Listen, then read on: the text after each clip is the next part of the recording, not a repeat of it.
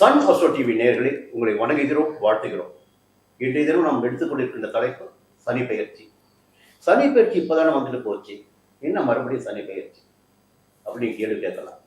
இப்போ பாரம்பரிய பஞ்சாங்கத்தின் படி, வாக்கிய பஞ்சாங்கத்தின் படி திருநள்ளாறில் மார்ச் மாதம் 6ஆம் தேதி தான் சனி பெயர்ச்சி. வாக்கிய பஞ்சாங்கத்தின் அடிப்படையில் இந்த நிலையின் படிதான் கடந்த காலங்களில் நம்முடைய முன்னோர்கள் பெரியவர்கள் எல்லாமே ஜாதகத்தை கணித்து வந்தார்கள், பலன்களை அறிந்து வந்தார்கள். அதனை வைத்து இன்றைய தினம் நம்முடன் இணைந்திருப்பவர் பிரபல ஜோதிடர் நங்கநல்லூர் பஞ்சநாதன் அவர்கள். அவரும் நானும் இணைந்து இந்த சனி பெயர்ச்சி 12 ராசினருக்கும் எத்தகைய பலன்களை வழங்கிட இருக்கிறது, இந்த சஞ்சாரத்தின் காரணமாக கிரகங்களின் பார்வைகளின் காரணமாக எந்த விதமான பலன்களை கிரகங்கள் வழங்கிட இருக்கிறார்கள் என்பதை உங்களுக்கு அறிமுகம் செய்திருக்கிறோம், பேசிட்டு இருக்கிறோம். தொடர்பார். நமச்சிவாய வாழ்க, நாதன் தாழ்வாழ்க, இமை பொழுதும் என் நெஞ்சில் நீங்காதான் தாழ்வாழ்க. உலகமெங்கும் வாழக்கூடிய சன் அஸ்ட்ரோ நேயர்களே, சனிப்பெயர்ச்சி பலன்களை ஆன்மீக பேரொளி திருக்கோவிலூர் பரணிதரன் ஐயா அவர்களோடு வழங்குவதிலே பெருமகிழ்ச்சி அடைகிறேன். இந்த சனிப்பெயர்ச்சி திருக்கணிதப்படியா வாக்கியப்படியா என்று சொன்னால், இந்த திருநள்ளாறு பெயர்ச்சிப்படி, திருநள்ளாறு கோயில் கணக்குப்படி வாக்கிய பஞ்சாங்கத்தை பின்பற்றுகிறார்கள். வரக்கூடிய மார்ச் மாதம் 6ஆம் தேதி சனிப்பெயர்ச்சி நடக்கப் போகுது. 8:24 அந்த சனிப்பெயர்ச்சி நிகழப்போகிறது. ஆகவே அந்த வாக்கிய பஞ்சாங்கத்தின் அடிப்படையிலான பலன்களை இப்போ நம்ம பார்க்க போறோம். சனி பகவான் இதுவரை கும்பராசியில் இருக்கிறார், இப்பொழுது மீனராசிக்குள்ளே பிரவேசம் அடைய போகிறார். இந்த சனி பகவானுக்கு கண்டு பெயர்ச்சியை கண்டு உலகத்துக்கே ஒரு பயம் வருது ஐயா. இல்லையா? ஆயுள்காரகன், கர்மகாரகன். ஆமா, ஈஸ்வர பட்டம் வாங்கியிருக்கிறாரு. இதுலயா 2 விதமா சொல்றாங்க. கிரகங்களில் ஈஸ்வர பட்டம் வாங்கினவர்னு ஒரு சாராருடைய கணக்கு இருக்கு. இன்னொரு சமஸ்கிருதத்துல ஒரு பொருள் சனீஸ்வரன் அப்படிங்கிற வார்த்தை தான் இருக்கு, அதுதான் சனீஸ்வரன் அப்படின்னு மாறிச்சுக்கிறாங்க. சனீஸ்வரன் அப்படின்னா என்ன பொருள் வருதுன்னா, ஒரு காலை ஊன்றி நடப்பவர். அவருக்கு கால் அங்க ஊனம், அதனாலதான் மந்தன் சொல்றோம். சனி பகவானுடைய காலம் வருகிற போது, இந்த சனி செவ்வாய் சேர்க்கை, சனி பகவானுடைய காலம் வரும்போது பலருக்கு காலில் தான் அடிபடுது. அப்போ அவருக்கு சனீஸ்வரன் பேரு, சனீஸ்வரன் கிடையாது அப்படின்னு ஒரு சொல்லப்படுகிறது, ஒரு சாரார் சொல்றாங்க. அப்ப இந்த சனீஸ்வர பகவான் இருக்கும் போது குரு பகவானுடைய பெயர்ச்சியை கண்டு யாருமே பயப்படுறது இல்லையே, சந்தோஷப்படுவோம். ஆமா, சஞ்சாரத்துக்கு சந்தோஷப்படுவோம். சனி பார்த்தாருன்னா ஒரு பயம் வந்துருது. ஆமா, அது 2.5 ஆண்டுகள் ஒரு ராசிக்குள்ள இருந்து எந்த கிரகம் சூரியன்ல இருந்து 6வது கோள்ங்கிறாங்க குருவை. அப்போ குருவுக்கு பக்கத்துல ஒரு வராரு, அவர் ஓராண்டுக்கு ஒரு முறை பயிற்சி, இவர் 2.5 வருஷத்துக்கு ஒரு முறை பயிற்சி. என்ன அப்படின்னா, கர்மகாரகன் பேர் வச்சுட்டாங்களே. இவர் செய்த தவறுக்கு தண்டனை கொடுக்கக்கூடியவர். அதுதான் நீதிமான். நீதி தவறாதவர். நம்முடைய கர்ம வினைகள் எந்த அளவிற்கு இருக்கிறதோ அதற்கேற்ற பலன்களை வழங்கிடக்கூடிய வழங்கல். அதனாலதான் சொல்லுவாங்க, சனி பகவானை போல ஒரு நீதிமானை நீ பார்க்க முடியாது. ஒரு லாபஸ்தானத்துல சனி பகவான் சஞ்சரித்தாலும் சரி, ஒரு ராசினருக்கு பலன்கள் மிக உச்சபட்சமா இருக்கும், அதே ராசியை சார்ந்தவருக்கு பலன் குறைவாக இருக்கும். என்ன அவருக்கு அது கிடைக்கல, இவருக்கு இது கிடைக்கணும் ஒரு எண்ணம் இருக்கும். அவருடைய கர்ம வினையாது, இவருடைய கர்ம வினையாது. அது கர்ம வினையை தெரிந்து பலன்களை கொடுப்பவர் சனீஸ்வரன். அழகா சொன்னீங்க. அதாவது நம்ம நேயர்களுக்கு நம்ம சொல்ல விரும்புறது, ஒருத்தருக்கு ஒரு 7.5 சனி வருது, 7.5 சனி வந்தாலே வாழ்க்கையை அழிச்சிருன்னு நினைக்கிறாங்க. அப்படியெல்லாம் கிடையாது. ஒருத்தருக்கு அஷ்டமத்து சனி வருது, அஷ்டமத்து சனி வந்தாலும் பயப்படுறாங்க. அப்படி பயப்பட வேண்டிய அவசியம் கிடையாது. ஒரு சிலரைத்தான் அவர் பாதிக்கிறார். அப்ப இது எப்படி தெரிஞ்சுக்கிறது யாரை பாதிக்கிறார்? எல்லாரையும் அவர் பாதிக்க மாட்டார். நம்ம ஜாதகத்துல சனி திசையோ, சனி புத்தியோ, சனி அந்தரமோ நடக்கிற காலத்துல நம்ம இப்போ அஷ்டமத்து சனி வருதா, கொஞ்சம் கவனமா இருக்கணும். சார் எனக்கு அப்படி திசா நடக்குது, புத்தி நடக்குது, நான் பயப்படணுமான்னு நம்ம அன்பு நேயர்கள் ஜாதகத்தை பார்த்துக்கிட்டு அதுக்கும் பயப்பட வேண்டிய அவசியம் இல்லை. இது திசா புத்தி தான். எது நான் உங்க பூர்வ புண்ணியம். ஐயா சொல்ல வந்த விஷயம் உங்களுக்கு அதுதான். பூர்வ புண்ணியம், உங்களுடைய செய்த புண்ணியம், போன ஜென்மத்து புண்ணியம் இருக்கு பாருங்க, அந்த புண்ணியத்தை 5வது ஸ்தானம் ஜாதகத்துல காட்டுது. நம்ம லக்னம், நீங்க சிம்ம லக்னத்துல பிறக்கிறீங்க அப்படின்னா 5வது ஸ்தானத்திற்கு அதிபதி குரு பகவான். இந்த குரு பகவான் நல்ல நிலையில இருக்கணும். உங்க ஜாதகத்துல பூர்வ புண்ணியாதிபதி நல்ல நிலைமையில இருந்துட்டா இந்த அஷ்டமத்து சனி, 7.5 சனி, அர்த்தாஷ்டம சனி எதுவுமே கெடுதல் பண்ணாதுங்க. அதுதானே உண்மை. ஒரு நல்ல தகவல் சொல்லிட்டு போன வாசல் நேரில் ஒரு 2.5 ஆண்டுகள் பயப்படுவாங்க இல்லையா? குறைந்தபட்சம் ஒரு ஆண்டில் 4 மாதங்கள் 4.5 மாதங்கள் வக்கிரகதி போயிடுவார். ஒரு மாதம் அசமம். அப்போ 5 மாதங்கள், இந்த 12 மாதங்களில் 5 மாதங்கள் அவர் கொடுக்கின்ற பலன்கள் பயங்கரமான பயம் இருக்கும் பாருங்க. ஐயோ சனி என்ன பண்ணிடுவார், அந்த பயம் இருக்கும் பாருங்க. அந்த பயம் யாருக்கும் தேவையில்லை. அந்த 5 மாதம் அப்படியே ஒரு ரிலாக்ஸேஷன் வந்து கொடுத்துருவாங்க. வைக்கிற கால அசமன காலத்தில் கொடுத்துருவாங்க. இந்த தரையா இன்னொரு லாபம் வருது பாருங்க. இந்த இப்போ இவர் பயிற்சி அடைகிறாரு மார்ச் மாசம் 6ஆம் தேதி. இவர் மீன ராசி கூட போய் உட்கார்றாரு. மீன ராசியுடைய அதிபதி குரு இருக்காரு.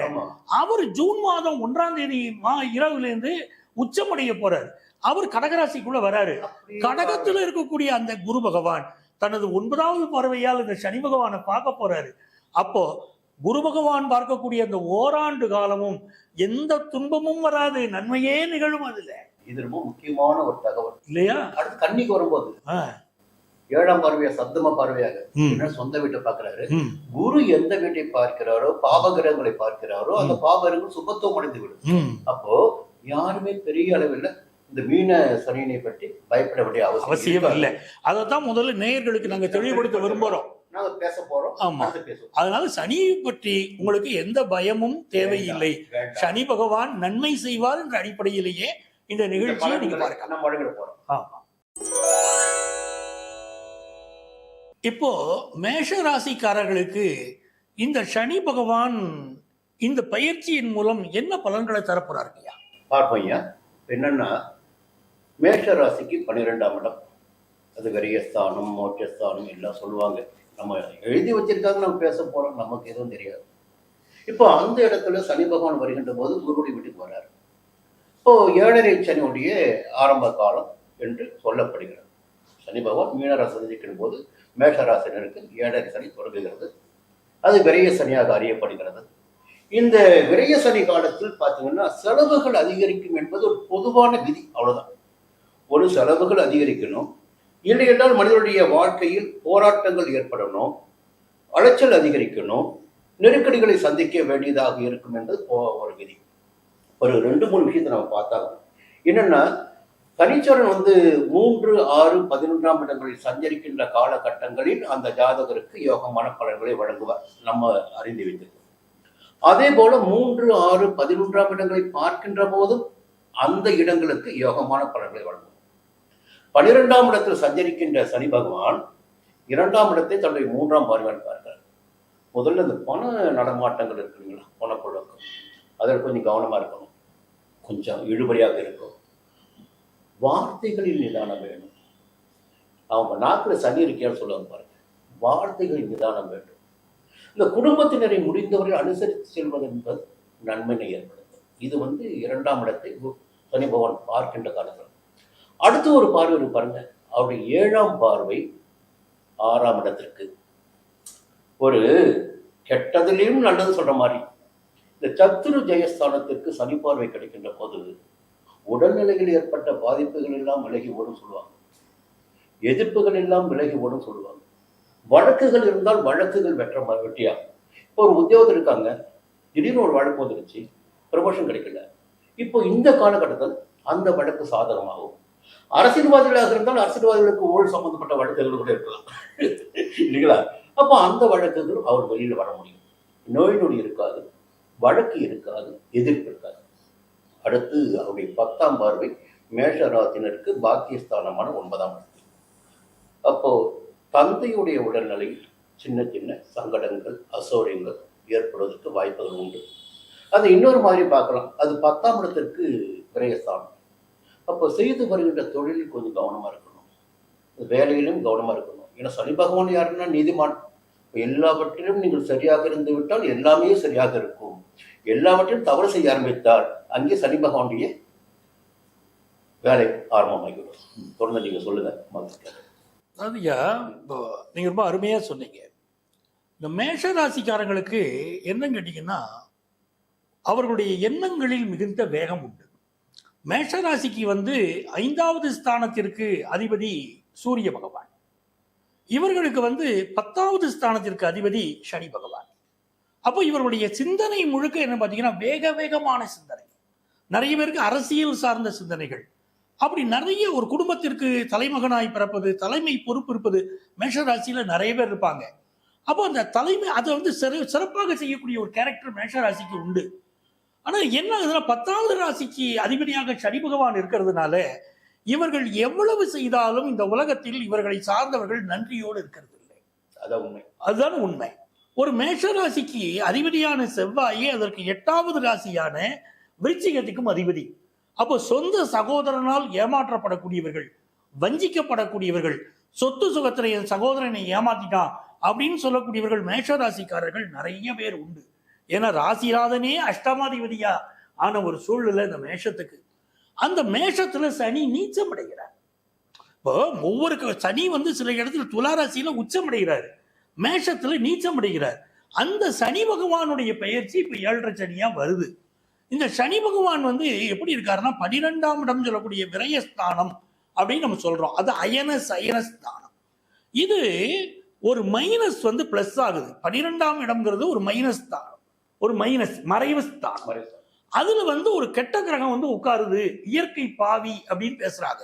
அப்போ மைனஸான இடத்துல ஒரு மைனஸான கிரகம் உட்காருது. நமக்கு நம்ம வாத்தியர்கள் சொல்லி கொடுத்துருக்காங்க பாருங்க, ஆசிரியர்கள், மைனஸ் இன்டு மைனஸ் பிளஸ்ங்கிறாங்க. அப்ப இந்த சனி பகவான் 12ஆம் இடத்துல உட்காருவது பிளஸ்ஸா மாறுது.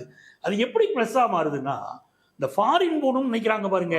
ஒரு காலத்துல நம்ம ஜோதிட சாஸ்திரத்துல என்ன சொல்லியிருப்பாங்க, வெளிநாடு செல்வது என்பது அந்த பரதேச பயணம், அந்த வெளிநாட்டுக்கு போறது என்பது ஆமா அது ஒரு தண்டனையா கூட பல காலத்துல கருதினாங்க. இப்போ அது ஒரு யோகமாக எல்லாரும் விரும்புறாங்க.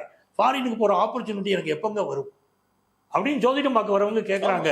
அப்படி பலருக்கு வெளிநாடு யோகம் இப்போ சேரும். 12ஆம் இடத்தில் சனி பகவான் வரும்போது இது யோகம். ரெண்டாவது, அந்த சனி பகவான் எப்படிப்பட்டவர், 10ஆம் இடத்திற்கு அதிபதி 12ஆம் இடத்துல. அப்போ வேலை மாற்றம் காரணமாக, தொழில் மாற்றம் காரணமாக ஃபாரின் போற யோகம், வெளிநாட்டுல போய் பிசினஸ் பண்ண போற யோகம், இதெல்லாம் 10ஆம் இடம் தொழில் ஸ்தானம். அந்த தொழில் ஸ்தானாதிபதி சனி 12ல உட்கார்றாரு. அப்போ வெளிநாட்டுல பிசினஸ் பண்ற யோகம், இது ஒரு நல்லா இருக்கு. வந்துடுறாரு, அப்ப பிசினஸ்ல லாபம் கொடுத்துருவாரு. நம்முடைய அன்பு நேயர்கள் என்ன தெரிஞ்சுக்கணும்னா, இந்த சனி பெயர்ச்சி பிசினஸ் பண்ணக்கூடிய மேஷராசிக்காரர்களுக்கு நல்ல லாபத்தை கொண்டு வந்து கொடுக்கும், அலுவலகத்தில் ப்ரமோஷன் கொண்டு வந்து கொடுக்கும், நல்ல டிரான்ஸ்பரை கொண்டு வந்து கொடுக்கும். எவ்வளவு நல்ல பலன்கள் பாருங்க, எவ்வளவு நல்ல விஷயம். இந்த சனி பகவான் இன்னொன்னு என்ன பண்றாரு, ஐயா அழகா சொன்னாங்க, தனஸ்தானத்தை பாக்குறாரு. இந்த சனி பகவானுடைய தன்மை என்ன கேட்டீங்கன்னா, நல்ல பண வசதியை கொடுத்துருவார். தனஸ்தானத்தை இவர் பார்க்கிற போது மிகச் சிறந்த தன வரவு இப்போ உங்களுக்கு வரப்போகுது. என்னையா நல்லா இருக்கு அப்படின்னா, அப்ப சனியினால கெட்ட பலனே கிடையாதுன்னா இருக்கு. என்ன இருக்குன்னு, நாவடக்கம் வேணும். வள்ளுவர் சொல்லியிருக்காரு நமக்கு, யாகாவாராயினும் நாகாக்க. நீங்க எவ்வளவு பெரிய பதவியில வேணா இருங்க, நாகாக்க, நாவடக்கம் வேணும்னாரு. 2ஆம் இடத்தை சனி பார்க்கும்போது இந்த பேச்சுனால பிரச்சனை வந்துருது. அதனால மேஷராசிக்காரங்க பேச்ச குறைங்க, அதுதான் முக்கியம். அரசியல்வாதிகள் சிலர் சிறைப்பட நேரிடும். 12ஆம் இடத்துக்கு சனி வராரு. அதனால ஒரு கவர்மெண்ட் ஆபீஸ்லயே ஒர்க் பண்றீங்க, லஞ்ச லாவணிய வழக்குகளில் சிறைப்படக்கூடிய சூழ்நிலையும் இருக்கலாம். அதுலலாம் கவனமா இருக்கும். சரியான தகவல் இல்லைங்களா? அப்ப அன்பு நேயர்களுக்கு நம்ம ஒரு அன்பான எச்சரிக்கையும் கொடுக்கணுமே. அவங்க அதை புரிஞ்சுக்கிடுவாங்க, அறிவாளிகள் அவங்க அதை புரிஞ்சுக்கிடுவாங்க. இந்த சனி பகவான் 6ஆம் இடத்தை பார்க்கிறாரு. 6ஆம் இடத்துக்கு ஆள் அடிமை ஸ்தானம்னு பேரு. கிளரிக்கல் வேலையை எதிர்பார்க்கிறவங்க, கவர்மெண்ட் ஜாப் எதிர்பார்க்கிறவங்க எல்லாரும் இப்போ அப்ளை பண்ணுங்க. இந்த சனி பகவான் உங்களுக்கு நல்ல வேலை வாய்ப்பை தரப்போறாரு. அது ஒரு யோகம் இருக்கு. அவரே ரோகஸ்தானத்தை பார்க்கிறாரு. கொஞ்சம் ஹெல்த்தில் கவனம் செலுத்தார். நான் எல்லாத்தையும் பார்ப்பேன், வாக்கிங் போக மாட்டேன் அப்படின்னா கொஞ்சம் சுகர் கூடி போச்சு, பிபி கூடி போச்சுன்னு உங்க டாக்டர் சொல்லுவார். சொல்லக்கூடாதா? நல்ல ஒரு எக்ஸசைஸ் பண்ணுங்க, அது முக்கியம். பாக்கிய ஸ்தானத்தை சனி பார்க்கிற ஒரு மனிதனை பார்த்த உடனே நீ நல்ல பாக்கியசாலிங்கிறோம். அந்த ஸ்தானத்தை சனி பகவான் பார்க்கிற போது உங்களுக்கு என்ன ஆகுதுன்னா, ஐயா அழகா சொன்னாங்க, தந்தையுடைய உடல் நலத்துல கவனம் தேவை, கொஞ்சம் கவனமா இருங்கன்னார். நிறைய பேருக்கு கான்ட்ராக்ட் பேசிஸ்ல ஜாப் கிடைக்கும். சிலருக்கு வந்து ஏற்கனவே ஒரு தொழில் பண்ணிக்கிட்டு இருக்கீங்கன்னா அந்த தொழிலினுடைய தலைமை பொறுப்பு உங்களிடமிருந்து இன்னொருத்தருக்கு மாறும். இப்படியெல்லாம் கூட இருக்கும். நிறைய நன்மைகளை சனி பகவான் தருவார். இந்த சனி பகவானால் நமக்கு இன்னும் வெற்றிகள் வேணும் அப்படின்னு என்ன செய்வது? சனி அமர்ந்த இடம், அவர் வந்து மீனம் அப்படின்னு சொல்லக்கூடிய ஒரு நீர் ராசியில போய் சனி பகவான் உட்கார்ந்தாரு. அப்போ நீங்க என்ன பண்ணுங்க, இந்த நவக்கிரகங்களுக்கு ஒரு கோயில, சிவபெருமான் கோயில ஒரு குடமுழுக்கு நடக்குது அப்படின்னு சொன்னா குடமுழுக்கு பொறுப்பு நீங்க உங்களால ஆனதை செய்யலாம். நவக்கிரகங்களுக்கு அபிஷேகம் பண்ணிக்கிட்டு வாங்க சனிக்கிழமைகளிலே. அப்படி செய்து வருகிற போது ஒரு பெரிய வளர்ச்சி மேஷராசிக்காரர்கள் வாழ்க்கையில ஏற்படும்.